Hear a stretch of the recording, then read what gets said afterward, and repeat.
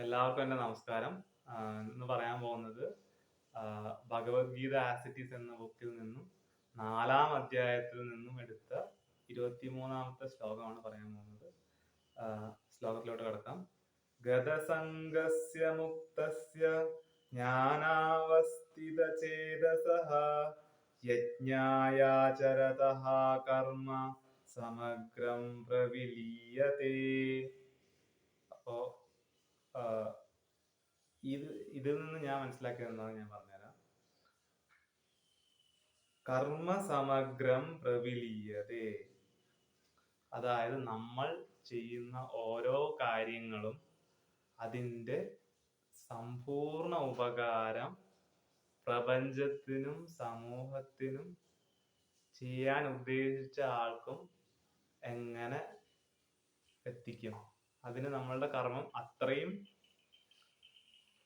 സമ്പൂർണവും അത്രയും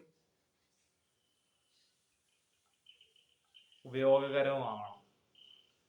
എങ്കിൽ മാത്രമേ അത് അതിൻ്റെ 100% ഉപയോഗാവസ്ഥയിൽ സമൂഹത്തിനും പ്രപഞ്ചത്തിനും ലഭിക്കുള്ളൂ. അപ്പോൾ അങ്ങനെ ലഭിക്കണമെങ്കിൽ അതിന് നമ്മൾക്ക് ഈ പ്രപഞ്ചത്തിൻ്റെയും സമൂഹത്തിൻ്റെയും സമ്പൂർണ്ണ ജ്ഞാനം വേണം. അതായത് ഞാൻ സൃഷ്ടിക്കാൻ പോകുന്ന കാര്യങ്ങൾ, ഞാൻ ചെയ്യുന്ന കർമ്മത്തിന്റെ ഫലങ്ങൾ ആരെയെല്ലാം ബാധിക്കുന്നു, ഞാൻ ഉണ്ടാക്കുന്ന സാധനങ്ങൾ ആരെയെല്ലാം ബാധിക്കുന്നു,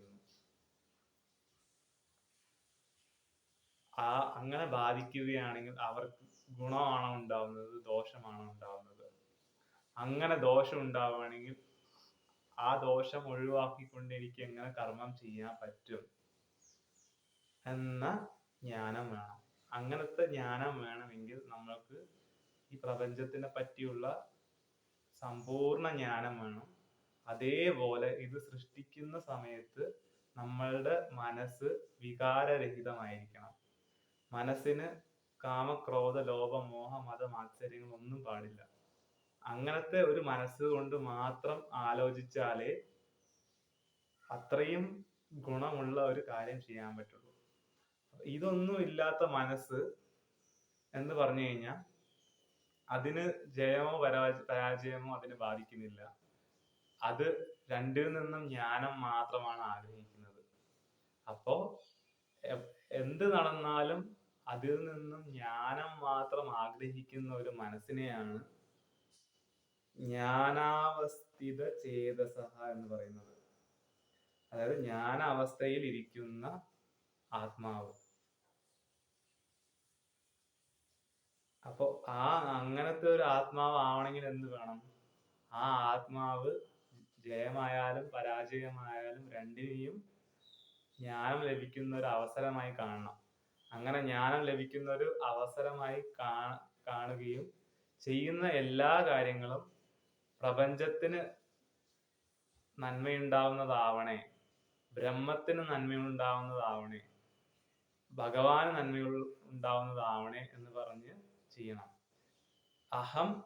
അതായത് എനിക്ക് അഹംഭാവത്തോടു കൂടി എനിക്ക് ഗുണമുണ്ടാവണേ എന്നുള്ള രീതിയിലല്ല, പ്രപഞ്ചത്തിന് ഗുണമുണ്ടാവണേ, അതുവഴി എനിക്ക് ഗുണമുണ്ടാവണേ എന്ന രീതിയിൽ കാര്യങ്ങൾ ചെയ്യണം.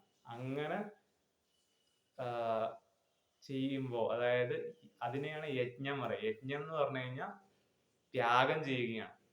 അപ്പൊ യജ്ഞ മനോഭാവത്തോടുകൂടി, ത്യാഗ മനോഭാവത്തോടുകൂടി ഞാൻ ഇത് എനിക്ക് വേണ്ടിയിട്ടും എൻ്റെ സ്വയലാഭത്തിനും എൻ്റെ സ്വയനേട്ടത്തിനും വേണ്ടിയിട്ടല്ല ചെയ്യുന്നത്, ഇതെല്ലാം ഞാൻ ചെയ്യുന്നത് പ്രപഞ്ചത്തിനും ചുറ്റുമുള്ള എല്ലാവരുടെ നന്മയ്ക്കും വേണ്ടിയിട്ടാണ് എന്നൊരു മനസ്ഥിതി വന്നാൽ നമ്മൾക്ക് ജ്ഞാനാവസ്ഥിത ചേതസ കിട്ടുന്നു. അങ്ങനെ ചേതസ കിട്ടുമ്പോൾ നമ്മൾ മറ്റുള്ളവരെ പറ്റി ആലോചിക്കാൻ തുടങ്ങുന്നു. മറ്റുള്ളവരെ പറ്റി നമ്മളുടെ ഉള്ളിൽ ഒരു കരുതൽ വരുന്നു. അതായത് മറ്റുള്ളവർക്ക് ഇതുവഴി എന്തെങ്കിലും പറ്റുമോ, മറ്റുള്ളവർക്ക് ഇതുവഴി എന്തെങ്കിലും ഗുണം കിട്ടുമോ, അങ്ങനെ ഗുണം കിട്ടുകയാണെങ്കിൽ അത് അത്രയും നല്ലതല്ലേ, അപ്പൊ ഞാൻ ചെയ്യുന്നത് ആ രീതിയിൽ ചെയ്യാം എന്ന ഒരു മനസ്ഥിതി വരുന്നു. അങ്ങനെ ഒരു മനസ്ഥിതി വന്നു കഴിഞ്ഞാൽ നമ്മൾ ചെയ്യുന്ന കാര്യം മറ്റുള്ളവർക്ക് ഗുണം കിട്ടുകയും അതിൽ നിന്നും അവർ സന്തോഷവാന്മാരാവുകയും ആ ഗുണം പ്രപഞ്ചത്തിലൂടെ കറങ്ങി തിരിഞ്ഞ് അതൊരു വലിയൊരു ഗുണമായിട്ട് നമ്മളിലോട്ട് തന്നെ തിരിച്ചെത്തുന്നു. അങ്ങനെ ലോകത്തുള്ള എല്ലാവരും ഈ ജ്ഞാനാവസ്ഥിത ചേതസ്സുള്ളവരാവാനും അതായത് ത്യാഗ മനോഭാവത്തോടുകൂടി കർമ്മം ചെയ്യാനുമായി ഞാൻ പ്രാർത്ഥിക്കുന്നു.